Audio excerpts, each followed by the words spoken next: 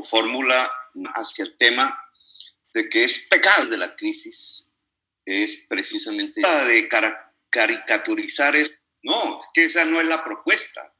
Lo que se trata es que se abra una discusión por la estructura de las finanzas a escala. Mencionó por primera vez el cambio climático, pero ya no hay transición ni siquiera posible. Era cuando él era ministro de Hacienda. Ahí era la transición. Ya los números, ya nos tocó tomarse unas decisiones inmediatas. Creemos que la vida siga en el planeta. Y esas decisiones son una oportunidad. Esas decisiones tienen que ver con el modelo económico de economías fósiles a economías cero carbono, que entre otras en Colombia implicarían la electrificación del transporte, el cambio a energías limpias, con energía solar, de la que nos abundan mucho nuestras tierras, las posibilidades de construir una economía productiva cero carbono, que entre otras, y abro ese paréntesis, significaría que la ciudad de Bogotá, para reactivar su economía, debería comenzar la construcción del metro subterráneo, no del elevado, porque el elevado no ha hecho estudios y se demora 2 años.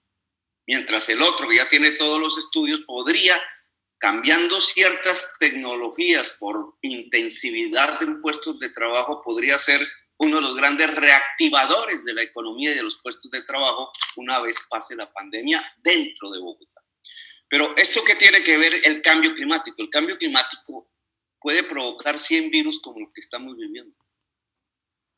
Puede paralizar la economía una y múltiples veces. Es decir, puede hacer insostenible esta manera como producimos y consumimos en el mundo. El cambio climático es el efecto de una manera de producir, consumir y ver las finanzas. Es el efecto acumulado en la atmósfera de manera química de un procedimiento de acumulación de capital basado en el de endeudamiento y sobreendeudamiento de las economías sobre el capital. Ese sobreendeudamiento tiene una especie de reflexión química en la atmósfera. La acumulación ampliada de capital se traslada a la atmósfera como una acumulación ampliada de CO2 y por tanto de calentamiento global. Y por tanto de cambio del ciclo drástico del agua y por tanto del cambio completo de los ciclos de la vida al punto que pueden extinguirse, según dicen los científicos. ¿Cómo aprovechamos eso que es el principal peligro hoy sobre la humanidad y del que el virus COVID-19 apenas nos muestra como una especie de experiencia en pequeño de lo que es el problema más grande? ¿Cómo lo aprovechamos nosotros en términos de aumentar empleo, en términos de reactivar la economía, en términos de una mejor calidad de vida? Si no es transformando completamente las condiciones económicas en que hoy nos desenvolvemos. Hoy, a escala mundial, ¿eso qué significa? Significa desendeudar los países. Significa volver más poderosos los poderes públicos para acometer las inversiones cero carbono que implican poder salvar la vida en el planeta. Implican en Colombia el metro subterráneo y los ferrocarriles nacionales y las granjas solares y los paneles solares en los techos.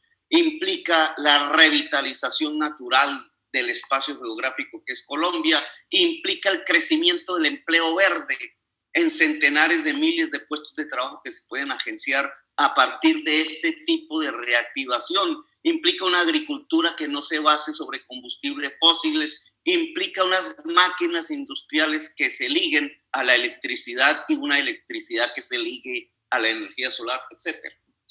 Para poder hacer eso, necesitamos desendeudarnos ahora de un tipo de capitales que está ligado precisamente a la economía fósil, que se generaron precisamente como una gran burbuja especulativa que hoy inunda el mundo sobre la base de las rentas petroleras, de las rentas carboneras. Desendeudarnos de allí para poder construir una estructura financiera mundial que sea capaz de acometer las nuevas inmensas inversiones que implica la economía cero carbono.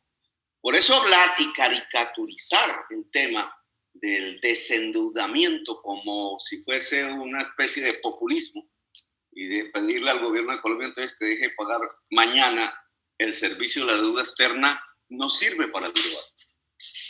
Es imprescindible desendeudar para tener poder público.